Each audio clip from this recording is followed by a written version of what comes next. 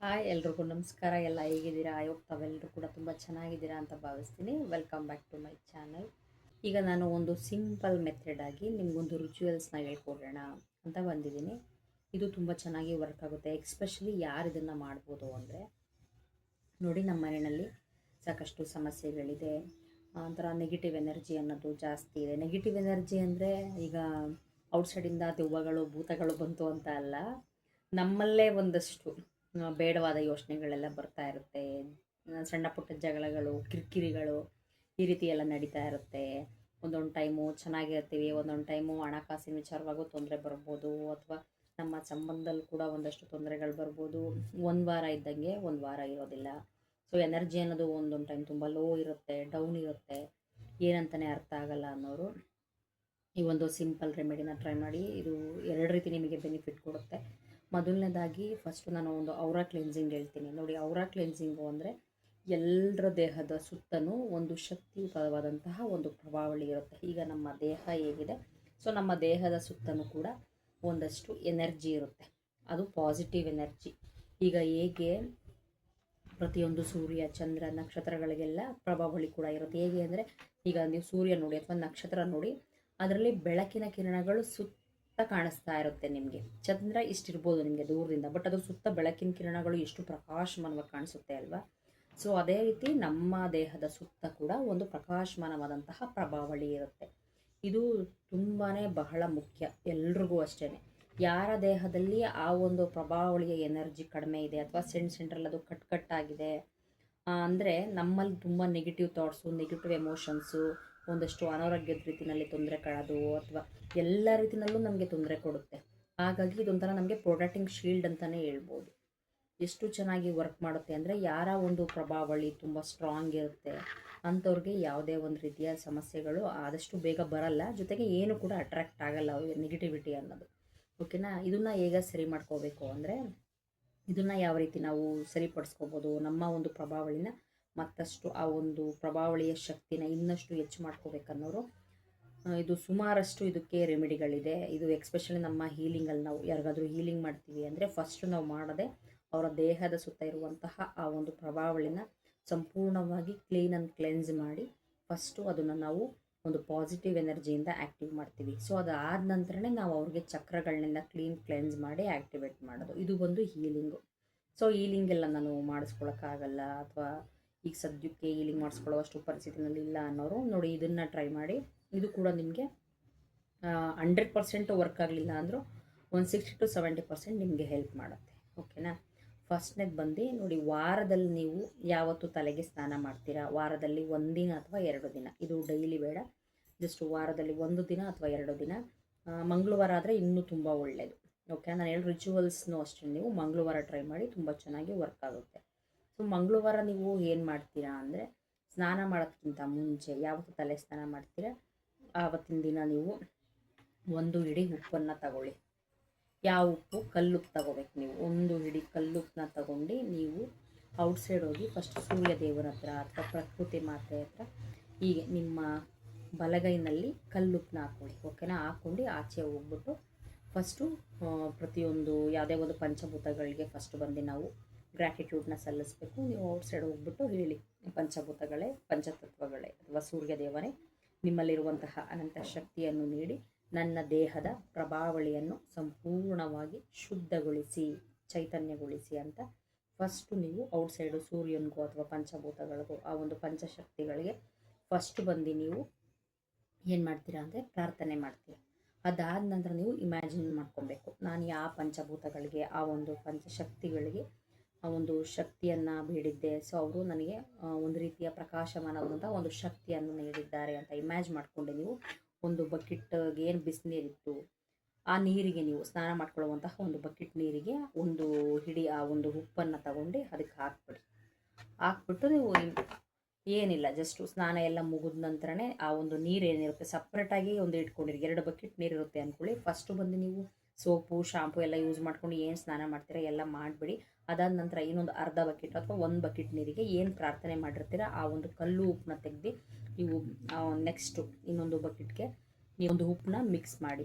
ಅದಾದ ನಂತರ ಮಿಕ್ಸ್ ಮಾಡ್ಕೊಂಡು ತಲೆಗೆ ಸಂಪೂರ್ಣವಾಗಿ ಸ್ನಾನ ಮಾಡಿ ನೀವು ಫೀಲ್ ಮಾಡಬೇಕು. ಆ್ಯಕ್ಚುಲಿ ನನ್ನಲ್ಲಿ ಒಂದು ಏನು ನೆಗೆಟಿವಿಟಿ ಎನರ್ಜಿ ಅನ್ನೋದಿತ್ತು, ನನ್ನ ಹೌರದಲ್ಲಿ ಏನು ಬೇಡವಾದಂತಹ ನಕಾರಾತ್ಮಕ ಆ ಒಂದು ಅಂಶಗಳೆಲ್ಲ ಏನಿದ್ವು ಎಲ್ಲ ಸಂಪೂರ್ಣವಾಗಿ ಈ ಒಂದು ಪರಿಶುದ್ಧವಾದ ಉಪ್ಪಿನ ಮುಖಾಂತರ ಎಲ್ಲ ಸಂಪೂರ್ಣವಾಗಿ ಬಿಡುಗಡೆಯಾಗಿದೆ. ಈ ರೀತಿ ಅಂದ್ಕೊಂಡು ನೀವು ಸ್ನಾನ ಮಾಡ್ಕೊಳ್ಳಿ. ನಿಮಗೆ ಗೊತ್ತಾಗುತ್ತೆ ಆಗಲೇ, ಆಗಿನ ಟೈಮಲ್ಲೇ ನಿಮಗೆ ಒಂದಷ್ಟು ರಿಲೀಫ್ ಕಾಣಿಸುತ್ತೆ. ನಿಮಗೆ ನೀವು ಡೈಲಿ ಸ್ನಾನ ಮಾಡ್ಕೊಳ್ಳೋದಕ್ಕೂ ವಾರದಲ್ಲಿ ಈ ರೀತಿ ಸ್ನಾನ ಮಾಡ್ಕೊಂಡು ಏನು ಕಲ್ಲುಪ್ಪಿರುತ್ತೆ ಅದು ಏನು ಮಾಡುತ್ತೆ ಅಂದರೆ ನಮ್ಮ ದೇಹದ ಪ್ರಭಾವಳಿನಲ್ಲಿ ಏನೇನು ಅಡಗಿರುತ್ತೆ ಆ ಒಂದು ನೆಗೆಟಿವ್ ಎನರ್ಜಿ ಅದನ್ನೆಲ್ಲ ಸಂಪೂರ್ಣವಾಗಿ ರಿಮೂವ್ ಮಾಡಿ ನಮ್ಮ ಪ್ರಭಾವಳಿನ ಕ್ಲೆನ್ಸ್ ಮಾಡುತ್ತೆ, ಅಂದರೆ ಶುದ್ಧಗೊಳಿಸುತ್ತೆ ಅಂತ. ಸೊ ಹೇಳ್ದಂಗೆ ಈ ರೀತಿ ಕ್ಲೆನ್ಸ್ ಮಾಡಿ. ಇದಾದ ನಂತರ ನೀವು ವಾರದಲ್ಲಿ 2-3 ದಿನಗಳ ಕಾಲ ಅಥವಾ ವಾರದಲ್ಲಿ ಒಂದ್ಸಲ ಆದರೂ ಪರವಾಗಿಲ್ಲ ದೇವಸ್ಥಾನಕ್ಕೆ ಹೋಗಿ ಬನ್ನಿ. ಅದು ಎಕ್ಸ್ಪೆಷಲಿ ಮನೆ ದೇವರುಗಳ ದೇವಸ್ಥಾನಕ್ಕೆ ಹೋದರೆ ಇನ್ನೂ ಒಳ್ಳೆಯದು. ನಾವು ಪೂಜೆ ಮಾಡುವಂತಹ ಒಂದು ಆರಾಧ್ಯ ದೈವ ಏನಿದೆ ಅಥವಾ ನಮ್ಮ ಮನೆ ದೇವರಿದೆ, ಪ್ರತಿ ವಾರಕ್ಕೊಂದ್ಸಲಿನೋ 15 ದಿವಸಕ್ಕೊಂದ್ಸಲ ನಾವು ದೇವಸ್ಥಾನಕ್ಕೆ ಹೋಗಿ ಬಂದು ಪೂಜೆ ಮಾಡಿಸ್ಕೊಬರೋದ್ರಿಂದ ಏನಾಗುತ್ತೆ ಅಂದರೆ ದೇವಸ್ಥಾನಕ್ಕೆ ಹೋದ ತಕ್ಷಣ ನಮ್ಮಲ್ಲಿ ಏನೊಂದು ಆ ಒಂದು ನೆಗೆಟಿವ್ ಎನರ್ಜಿ ಇದೆ, ಪ್ರಭಾವಳಿನಲ್ಲಿ ಏನು ಕುತ್ಕೊಂಡಿದೆ ಆ ಒಂದು ನೆಗೆಟಿವ್ ಎನರ್ಜಿ ಎಲ್ಲ ಸಂಪೂರ್ಣವಾಗಿ ರಿಮೂವ್ ಆಗಿ ಒಂದು ಪಾಸಿಟಿವ್ ಎನರ್ಜಿನೇ ಕೊಡುತ್ತೆ. ಇಷ್ಟು ಮಾಡಿದ್ರೆ ಸಾಕು. ಇದರ ಜೊತೆಗೆ ಮನೆಯಲ್ಲೂ ಅಷ್ಟೇ. ಈಗ ನಾವು ಎಲ್ಲೆಲ್ಲೋ ಸುತ್ತಾಡ್ಕೊಂಡೆಲ್ಲ ಬಂದಿರ್ತೀವಿ, ಯಾರ್ಯಾರನ್ನೋ ಮೀಟ್ ಮಾಡ್ಕೊಂಡು ಬಂದಿರ್ತೀವಿ, ಯಾರ್ಯಾರ ಎನರ್ಜಿ ಹೆಂಗಿರುತ್ತೆ ಅಂತ ಹೇಳೋಕ್ಕಾಗಲ್ಲ, ಏನೇನೋ ತಿಳ್ಕೊಂಡೆಲ್ಲ ಬಂದಿರ್ತೀವಿ. ಈ ರೀತಿ ಎಲ್ಲ ಏನಾಗುತ್ತೆ ಅಂದರೆ ಮನೆಯಲ್ಲೂ ಒಂದಷ್ಟು ನೆಗೆಟಿವಿಟಿ ಅನ್ನೋದು ಅಟ್ರಾಕ್ಟ್ ಆಗಿರುತ್ತೆ. ಸೊ ಇದನ್ನು ಹೇಗೆ ರಿಮೂವ್ ಮಾಡಬೇಕು ಅಂದರೆ ಇದಕ್ಕೊಂದು ಸಿಂಪಲ್ ಮೆಥಡ್ ಹೇಳ್ತೀನಿ. ಇದನ್ನು ಅಷ್ಟೇ ನೀವು ಮಂಗಳವಾರ ದಿನ ಇದನ್ನು ಒಟ್ಟಿಗೆ ಮಾಡಿ, ತುಂಬಾ ಚೆನ್ನಾಗಿರುತ್ತೆ.